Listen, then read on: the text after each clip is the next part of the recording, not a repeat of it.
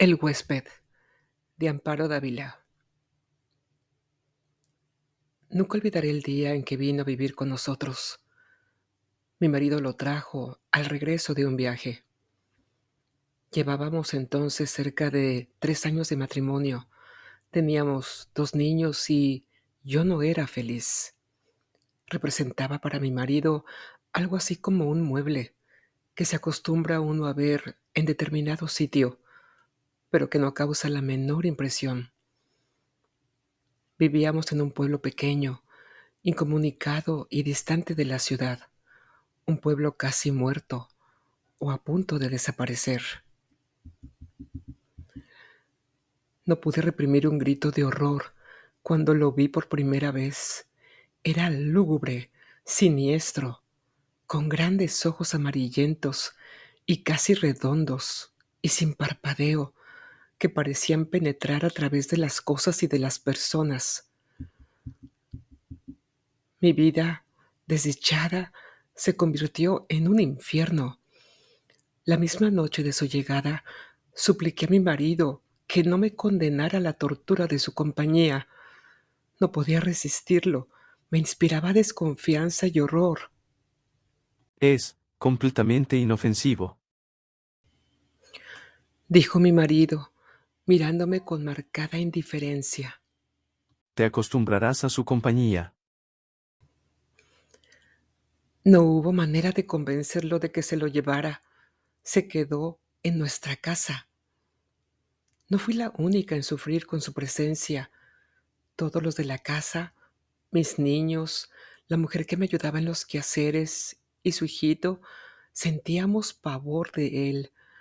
Solo mi marido gozaba teniéndolo allí. Desde el primer día, mi marido lo asignó al cuarto de la esquina. Era esta una pieza grande, pero húmeda y oscura. Por esos inconvenientes, yo nunca la ocupaba. Sin embargo, él pareció sentirse contento con la habitación. Como era bastante oscura, se acomodaba a sus necesidades.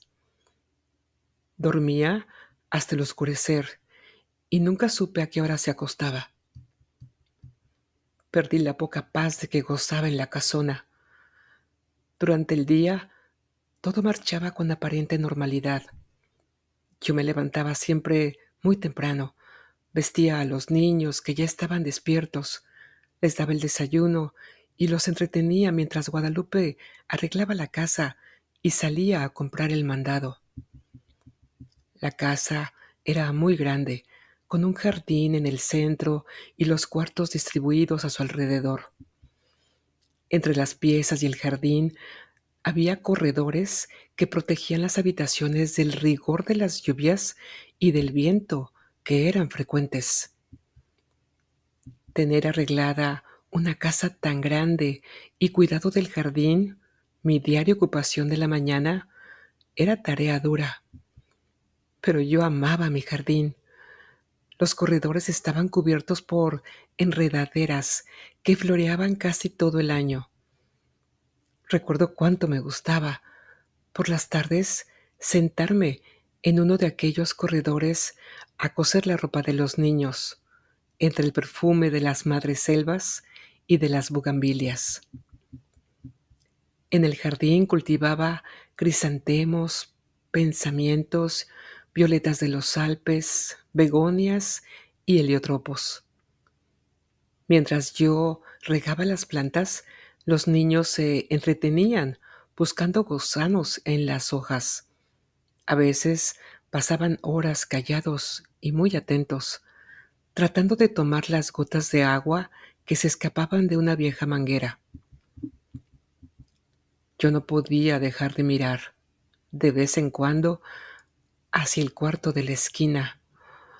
Aunque pasaba todo el día durmiendo, no podía confiarme. Hubo veces que, cuando estaba preparando la comida, veía de pronto su sombra proyectándose sobre la estufa de leña. Lo sentía detrás de mí.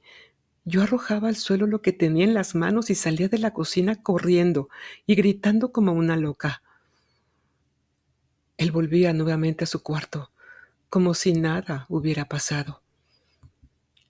Creo que ignoraba por completo a Guadalupe. Nunca se acercaba a ella, ni la perseguía. No hacía a los niños y a mí. A ellos los odiaba y a mí me acechaba siempre.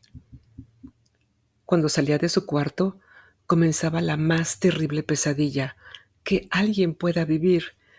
Se situaba siempre en un pequeño cenador, enfrente de la puerta de mi cuarto. Yo no salía más. Algunas veces, pensando que aún dormía, yo iba hacia la cocina por la merienda de los niños. De pronto, lo descubría en algún oscuro rincón del corredor, bajo las enredaderas.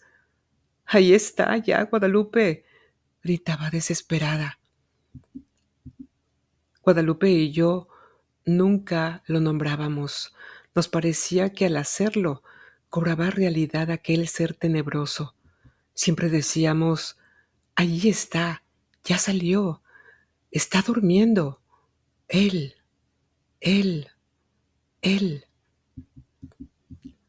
Solamente hacía 2 comidas, una cuando se levantaba al anochecer y otra, tal vez, en la madrugada, antes de acostarse. Guadalupe era la encargada de llevar la bandeja. Puedo asegurar que la arrojaba dentro del cuarto, pues la pobre mujer sufría el mismo terror que yo. Toda su alimentación se reducía a carne, no probaba nada más. Cuando los niños se dormían, Guadalupe me llevaba la cena al cuarto. Yo no podía dejarlos solos, sabiendo que se había levantado o estaba por hacerlo. Una vez terminadas sus tareas, Guadalupe se iba con su pequeño a dormir y yo me quedaba sola, contemplando el sueño de mis hijos. Como la puerta de mi cuarto quedaba siempre abierta, no me atrevía a acostarme, temiendo que en cualquier momento pudiera entrar y atacarnos. Y no era posible cerrarla.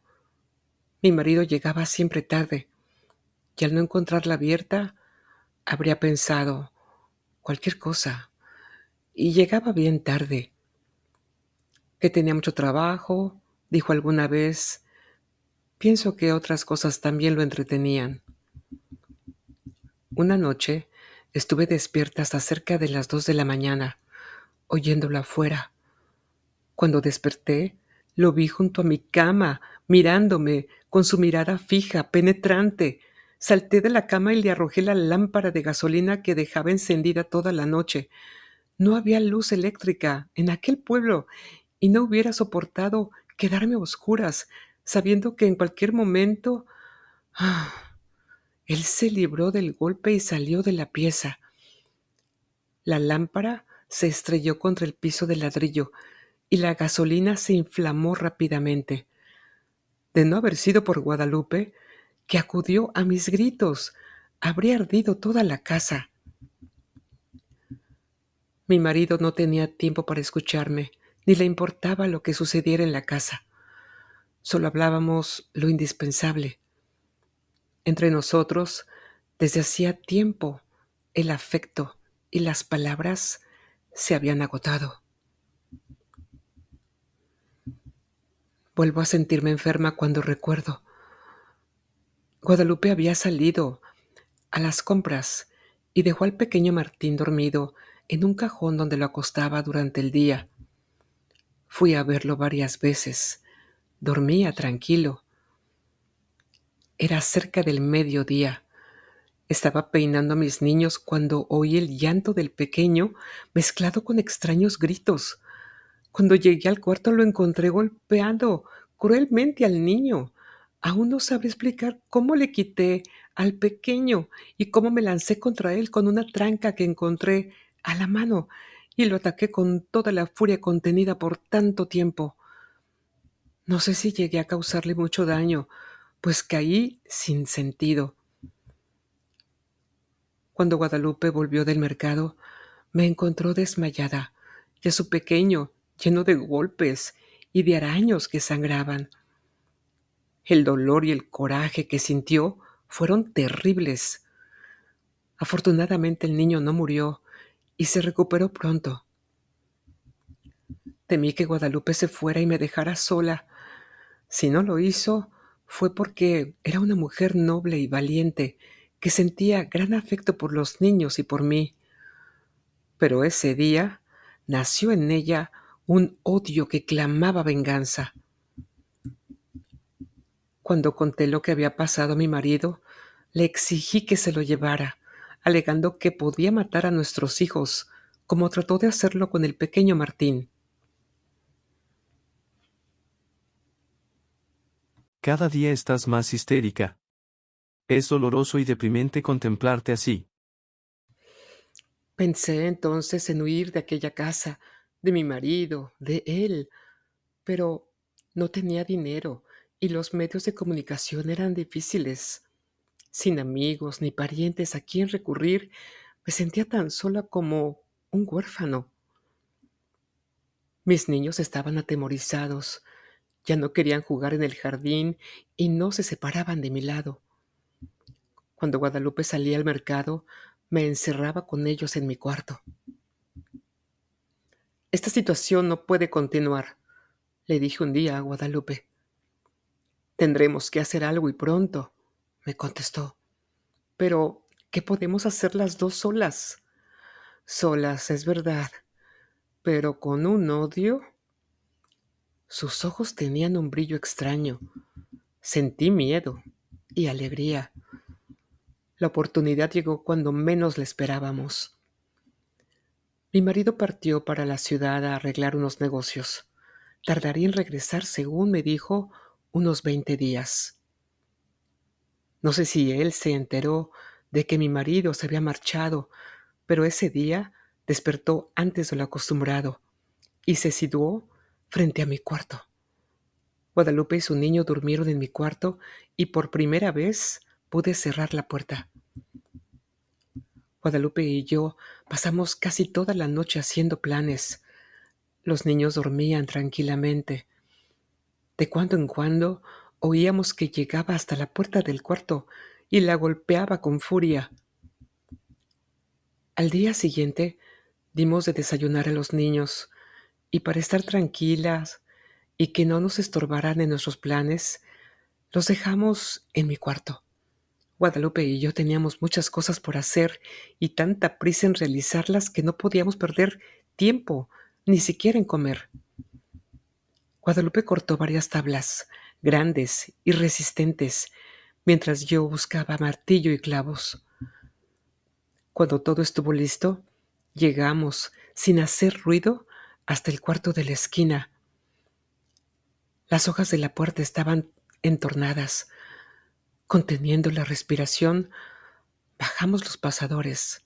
Después cerramos la puerta con llave y comenzamos a clavar las tablas hasta clausurarla totalmente.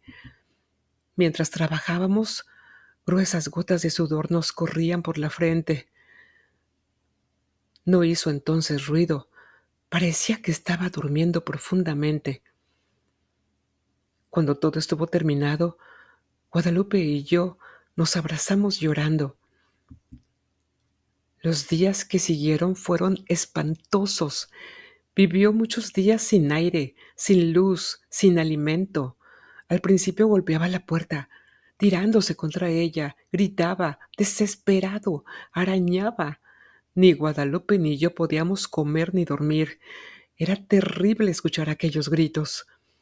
A veces pensábamos que mi marido regresaría antes de que hubiera muerto. Si lo encontrara así, su resistencia fue mucha. Creo que vivió cerca de 2 semanas. Un día ya no se escuchó ningún ruido, ni un lamento. Sin embargo, esperamos 2 días más antes de abrir el cuarto. Cuando mi marido regresó, lo recibimos con la noticia de su muerte, repentina y desconcertante. Gracias por tu atención. Así terminamos El huésped de Amparo Dávila. Si te ha gustado, regálame tu like, suscríbete y comparte. También tus comentarios son muy importantes. Gracias y hasta la próxima.